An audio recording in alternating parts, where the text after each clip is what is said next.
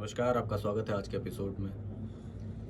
आज मैं बात करूंगा एक ऐसी घटना के बारे में जिसने पूरी दुनिया को हिला के रख दिया था। इसमें कई सारे बच्चों की हत्याएं की गई थी और यहाँ तक कि इंसानी मांस खाने तक की बात कंफर्म की गई थी। मैं बात कर रहा हूँ नोएडा के निठारी कांड की। क्या है ये निठारी कांड?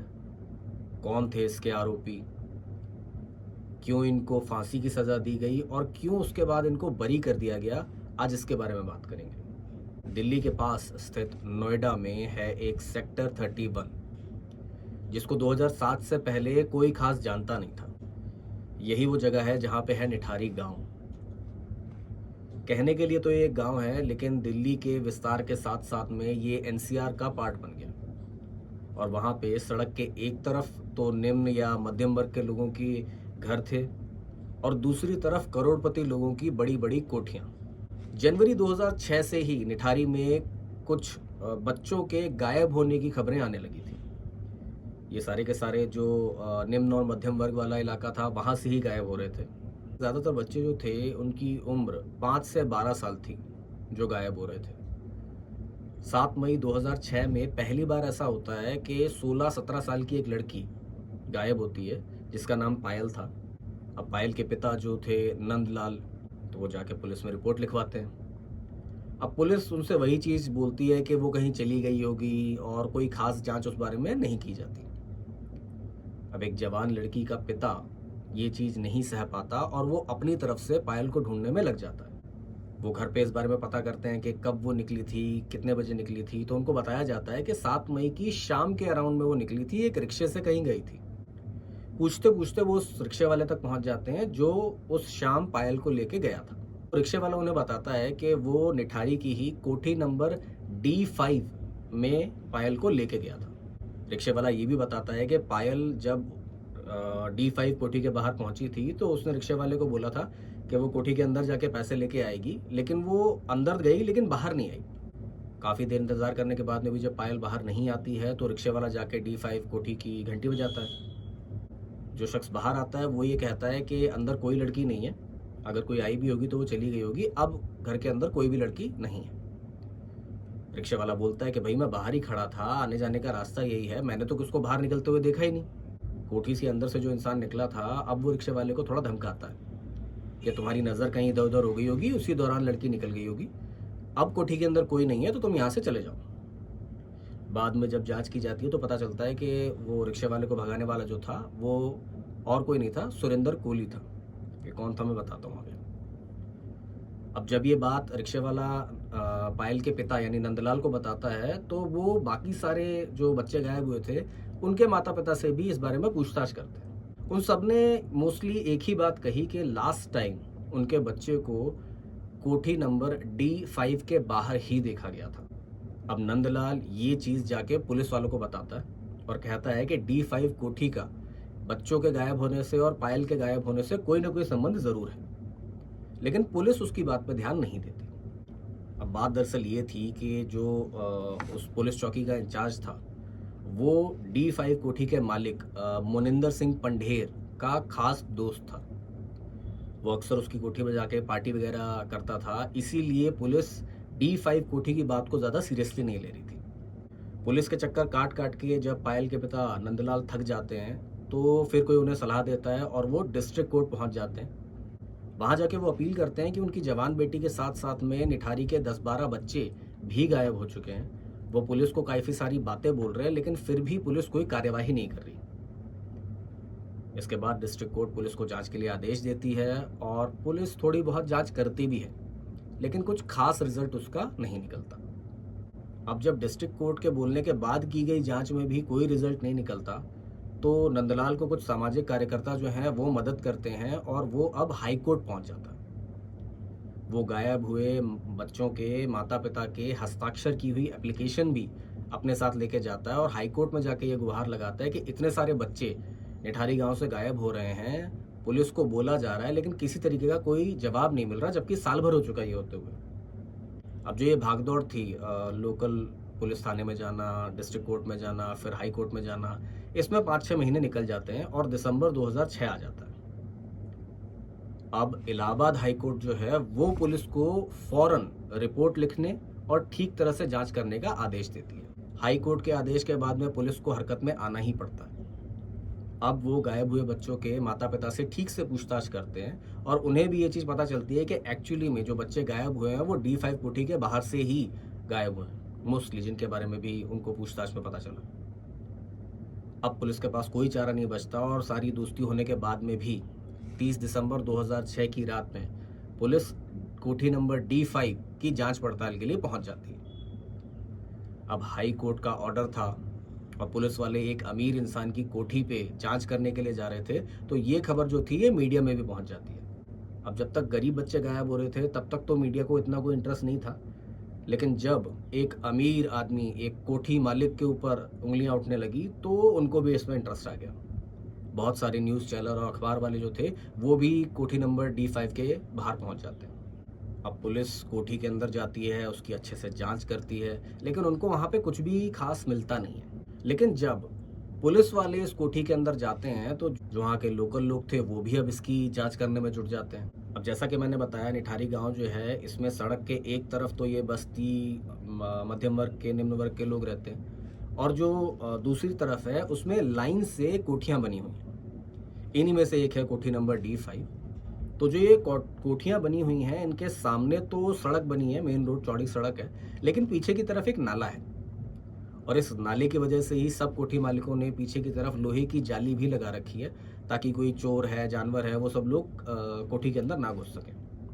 अब जब आम लोग भी इस कोठी को जांचना शुरू कर देते हैं, इसके आसपास देखना शुरू करते हैं, तो उन्हीं में से एक शख्स होता है जो D5 के पीछे की तरफ जो नाला है वहां पे जाके देखता है। जब वो नाले के अंदर झांकता है तो उसको वहां पे बहुत सारे बड़े बड़े काले रंग के पॉलिथीन पड़े हुए दिखाई देते हैं और दूसरी किसी कोठी के बाहर ऐसा उसको खास देखने को नहीं मिल रहा था। उस आदमी को ये बात थोड़ी अजीब लगती है और वो जाके ये बात पुलिस वालों को बता देता है। अब क्योंकि ये मामला मीडिया तक पहुंच चुका था तो पुलिस भी इससे जुड़ी कोई भी बात हल्के में नहीं लेना चाहती थी। अब 31 दिसंबर 2006 के दिन पुलिस की एक टीम कोठी के पीछे जो नाला था वहां पे पहुंचती है और देखती है कि सच में वहां पे बहुत सारे पॉलिथीन पड़े हुए हैं। वो किसी को बुलाते हैं, एक पॉलिथीन निकलवाते हैं और खुलवा के देखते हैं कि भाई क्या है उसमें। जैसे ही वो पॉलिथीन खोलते हैं पुलिस वालों के होश उड़ जाते हैं।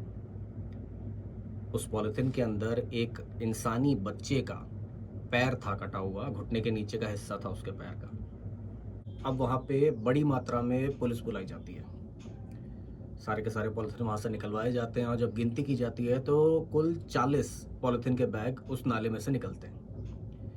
जब सारे पॉलिथीन को खोल के देखा जाता है तो हर एक में से बच्चों के शरीर के अंग निकल रहे होते हैं। पुलिस से लेके मीडिया तक हर जगह पे हड़कंप मच चुका होता है।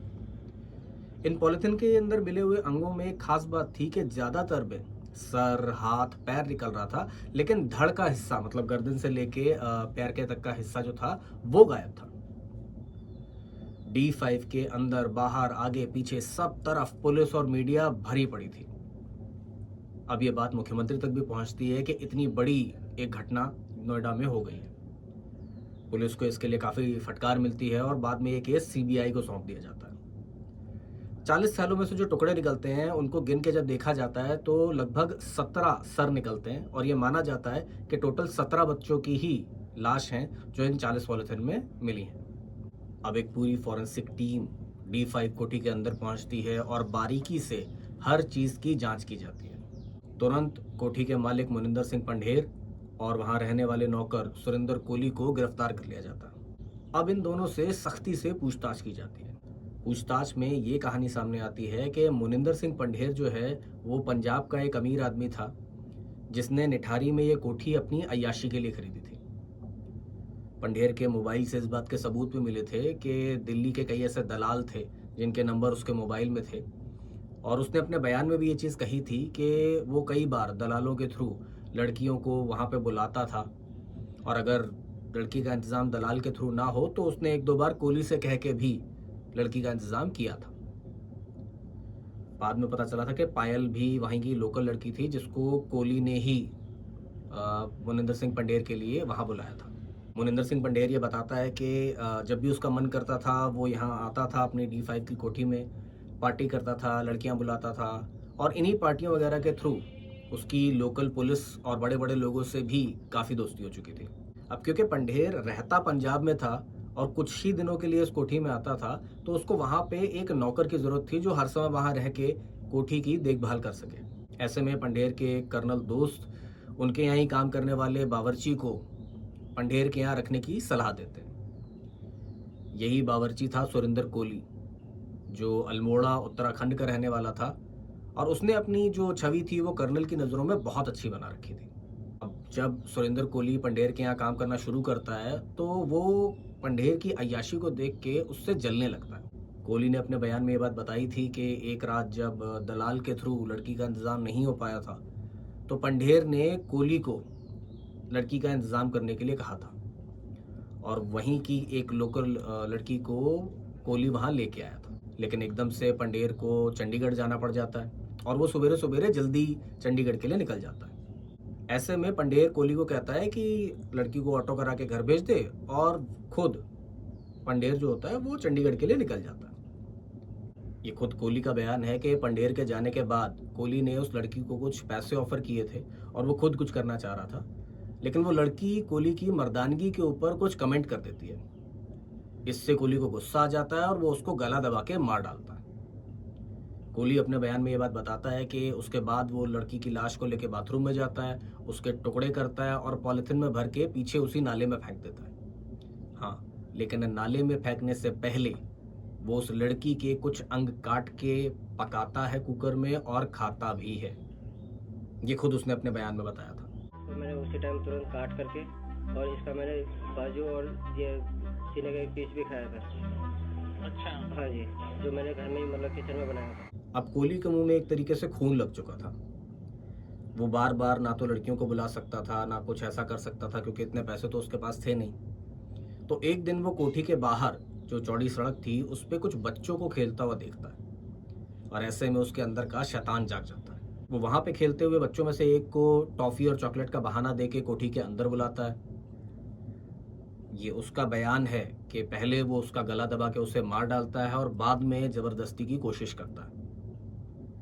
उसके बाद जैसे उसने उस लड़की के साथ किया था, बाथरूम में ले जाके उनके टुकड़े करता है और पीछे नाले में फेंक देता है।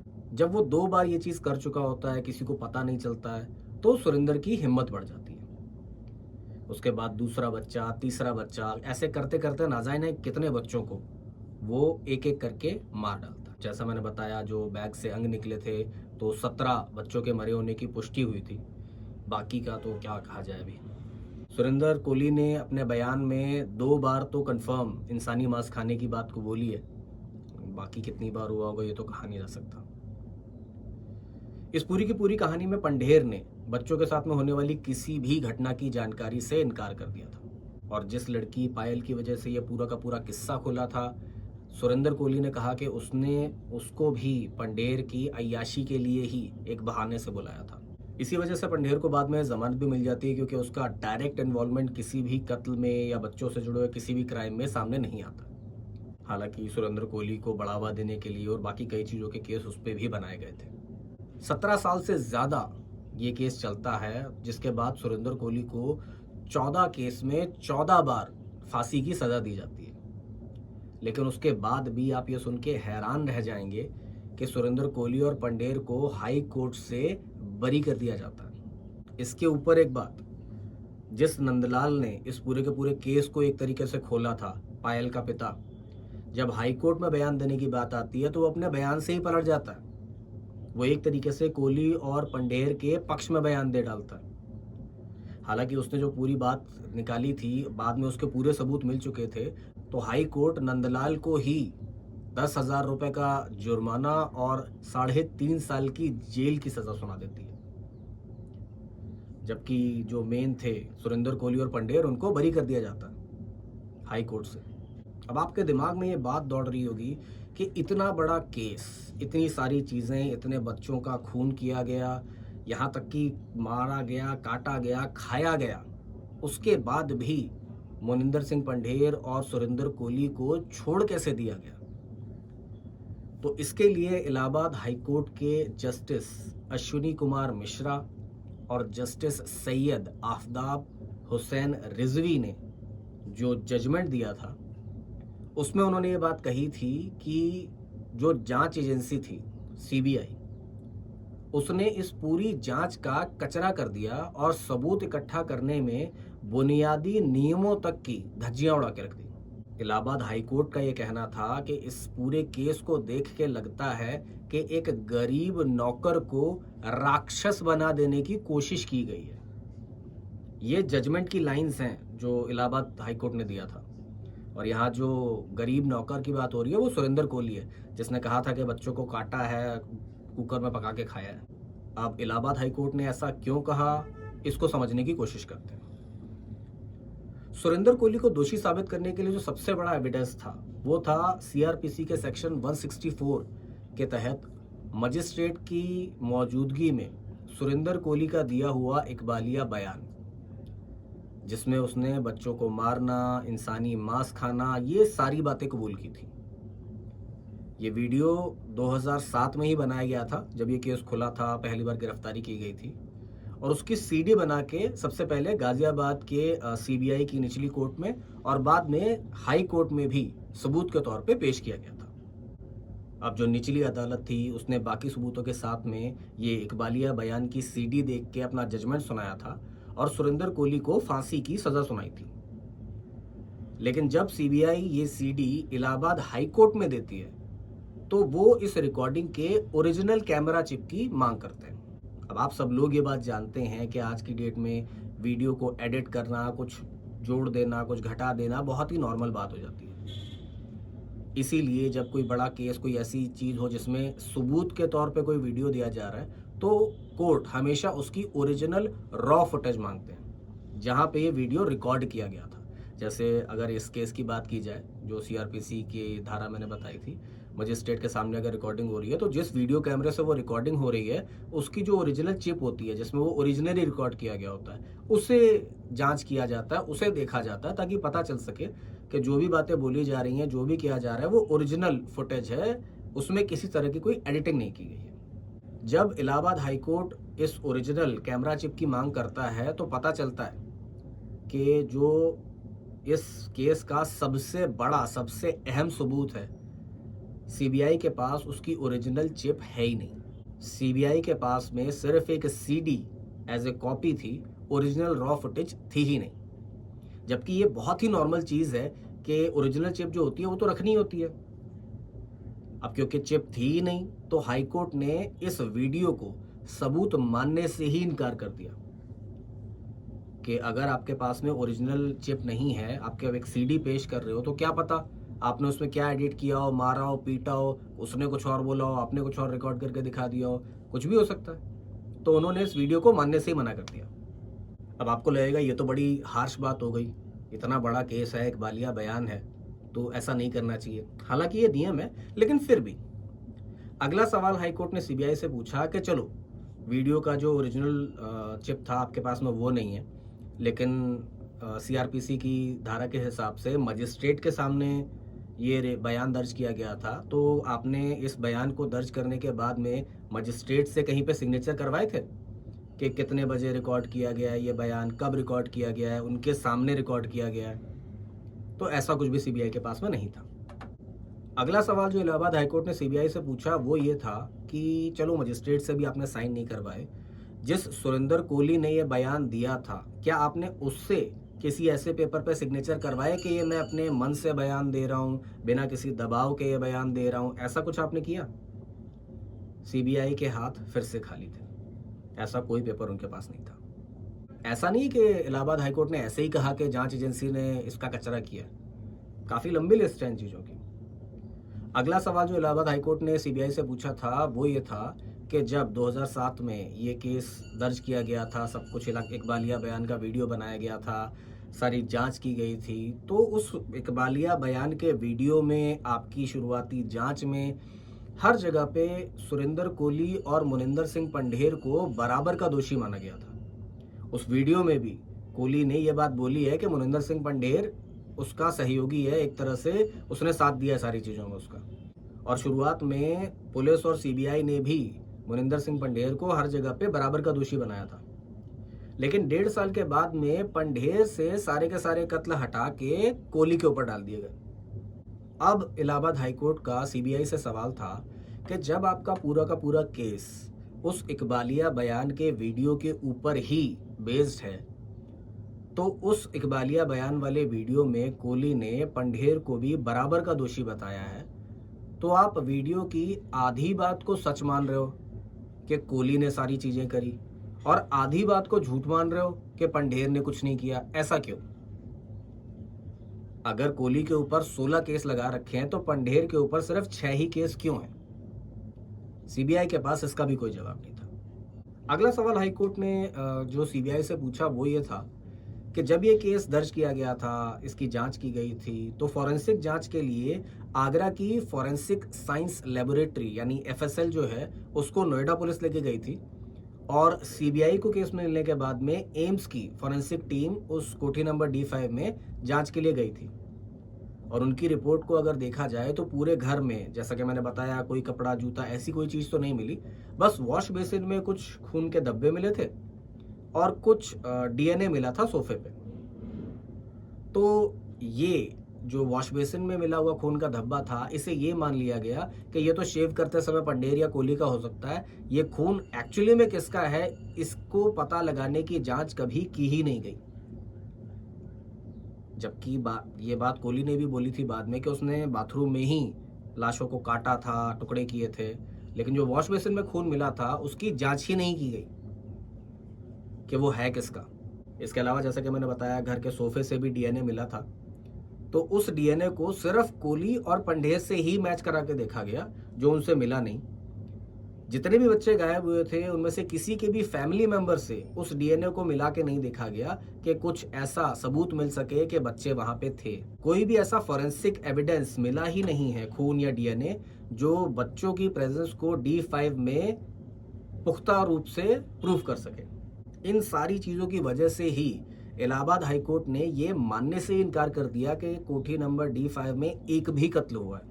उनका कहना था कि जो कोहली का बयान आप दिखा रहे हो उसमें वो कह रहा है कि उसने 16 कत्ल कोठी नंबर D5 में ही किए थे, टुकड़े किए थे।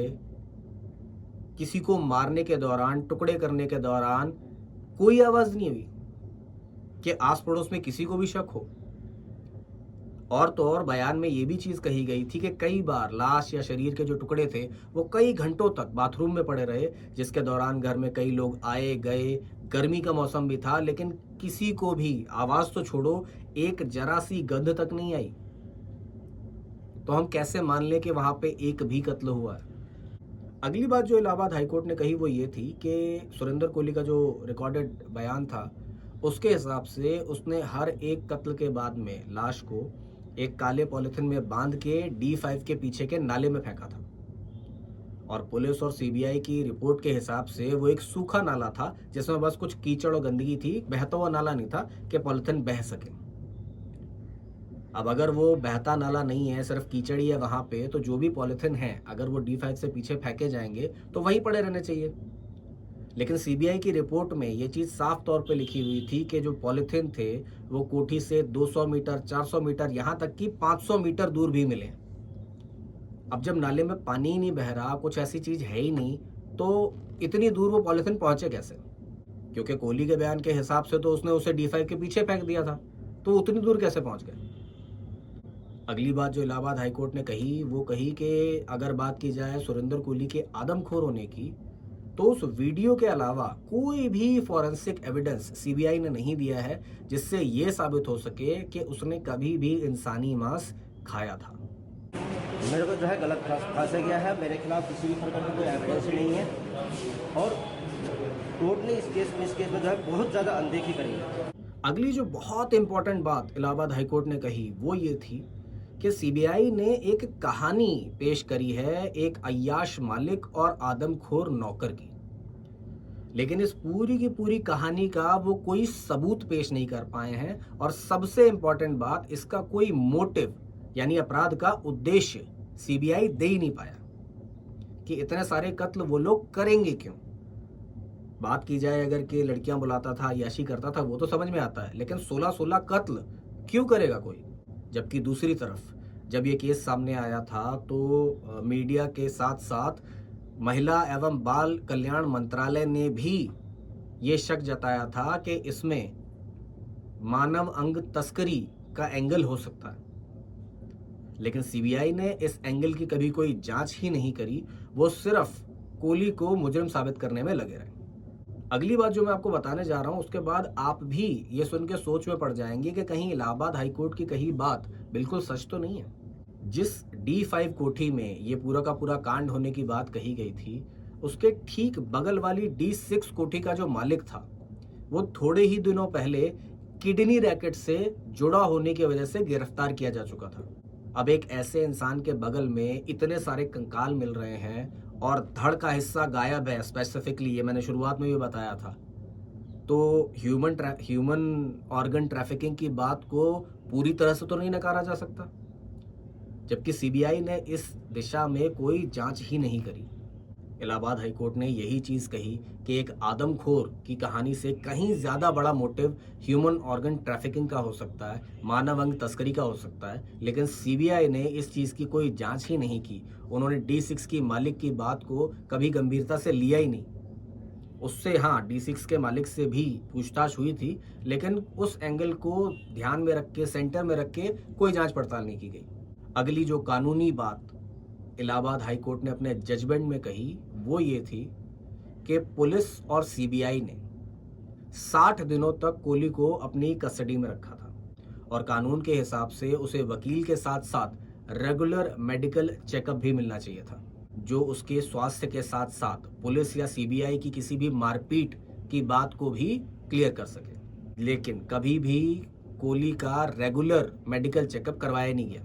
इस पे सीबीआई का ये कहना था कि कोहली की रेगुलर मेडिकल जांच कराई गई थी, ऐसा नहीं कि हमने ये करवाया नहीं था।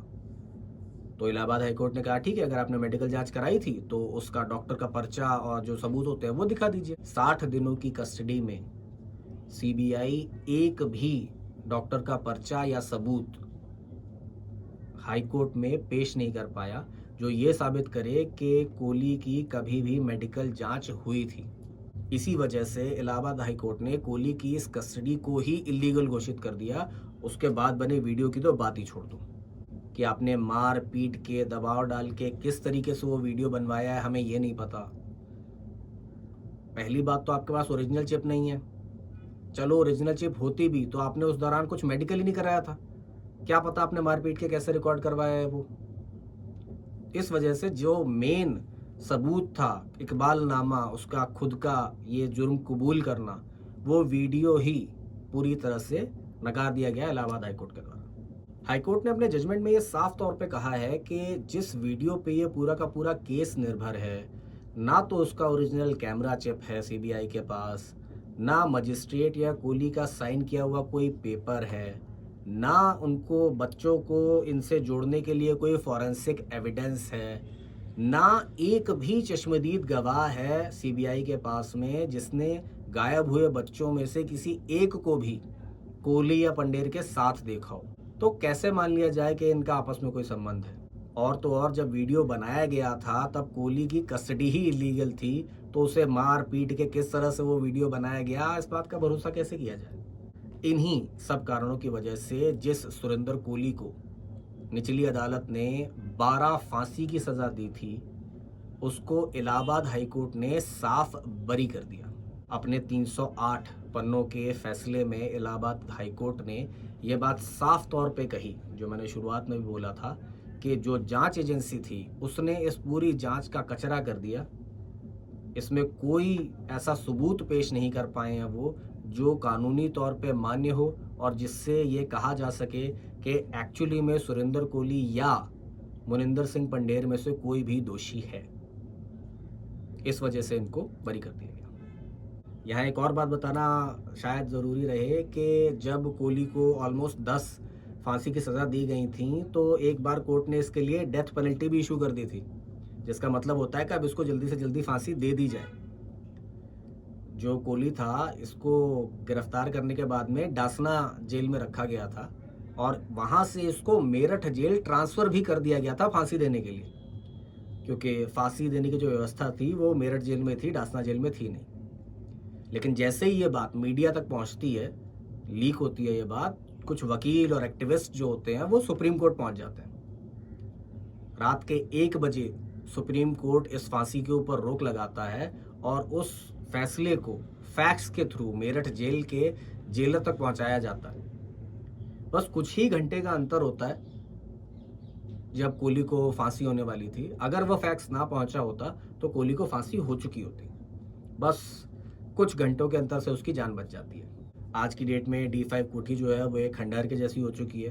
पूरी कोठी में घास और पेड़ उग चुके हैं, वो एक डरावनी कोठी जैसी बन चुकी है। 2006 में ये सारी चीज़ें हुई थी, 2007 में ये सबके सामने आई थी और अब 2024 आने पर भी ये पता ही नहीं है कि इतने बच्चों के जो अंग मिले थे उन्हें किसने मारा, क्यों मारा, उसके पीछे कोई आदमखोर नौकर था या कोई मानव अंगों की तस्करी करने वाला था। आज भी ये बात रहस्य बनी हुई है।